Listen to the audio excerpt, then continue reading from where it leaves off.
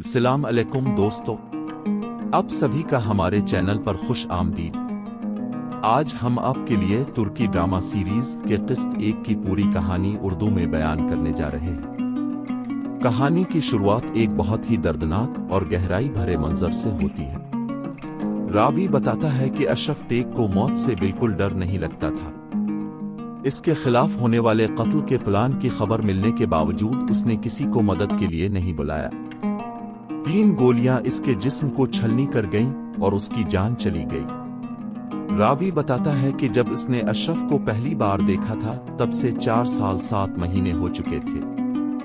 اشرف مرا تو اپنے پیچھے $1 بلین کی دولت اور اپنے بھائیوں جیسے وفادار ساتھی چھوڑ گیا۔ لیکن اشرف ٹیک کی کہانی کا انجام جتنا دردناک تھا، اس کی شروعات ایسی نہیں تھی۔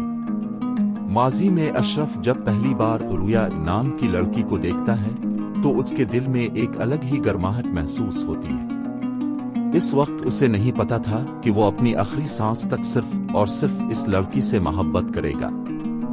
اشرف 20 سال تک ہر گلی اور ہر چہرے میں صرف اس انجان لڑکی رویا کو ہی ڈھونڈتا رہا۔ اشرف کی زندگی میں 3 سب سے قریبی دوست تھے: گوردال، مسلم اور فاروق۔ ان سب کو یتیم کہا جاتا تھا۔ گوردال اس کا سب سے قریبی بھائی تھا جو بہت غصے والا اور غیر متوقع تھا۔ مسلم پرانا مجاہد تھا جو چیچنیا کی جنگ میں لڑ چکا تھا اور اشرف کا بے حد وفادار تھا۔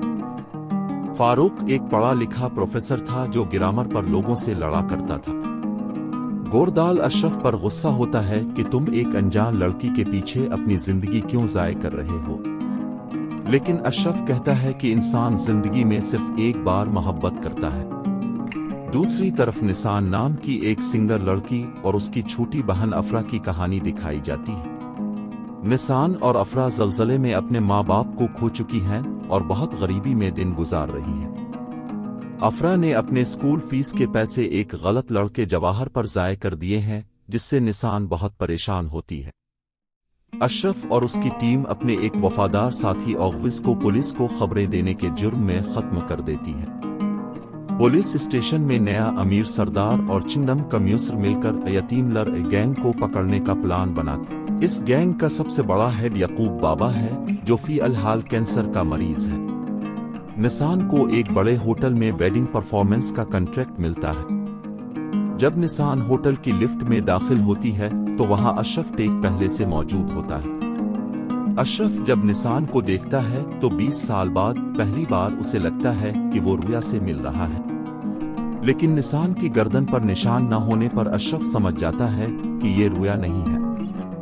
اشرف ایک چھوٹے یتیم لڑکے عمر کو دیکھتا ہے جو فٹ بال کھیلنے کے پیسے نہیں دے سکتا تھا۔ اشرف اس پورے اسپورٹس کمپلیکس کو 100 ملین لیرہ میں خرید کر اس یتیم لڑکے کے نام کر دیتا ہے۔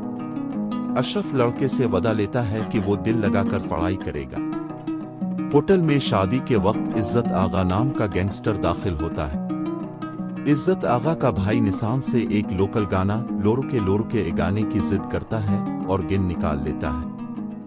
اشرف ٹیک وہاں پہنچتا ہے اور نسان کی طرفداری کرتے ہوئے ان گنڈوں کی اچھی پٹائی کر دیتا ہے۔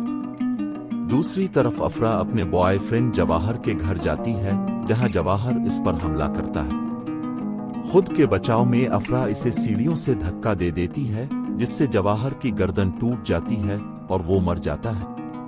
افرا روتے ہوئے نسان کو فون کرتی ہے اور نسان وہاں پہنچتی ہے۔ پولیس آفیسر چنگم کمیوسر کو نسان اور افرا کے بارے میں پتہ چل جاتا ہے۔ چنگم نسان کو بلیک میل کرتی ہے کہ اگر اپنی بہن کو جیل سے بچانا ہے تو اشرف کے ہوٹل میں جاسوس بن کر کام کرو۔ نسان اپنی بہن کو بچانے کے لیے اشرف کے گینگ کے اندر انڈر کور ایجنٹ بننے پر راضی ہو جاتی ہے۔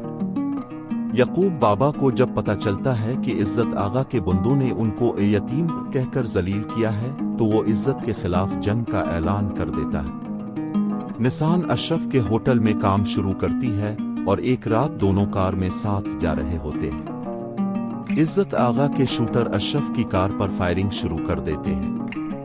اشرف نسان کو جنگل کی طرف بھاگنے کو کہتا ہے اور اکیلے سارے دشمنوں کا مقابلہ کر کے ان کو ڈھیر کر دیتا ہے۔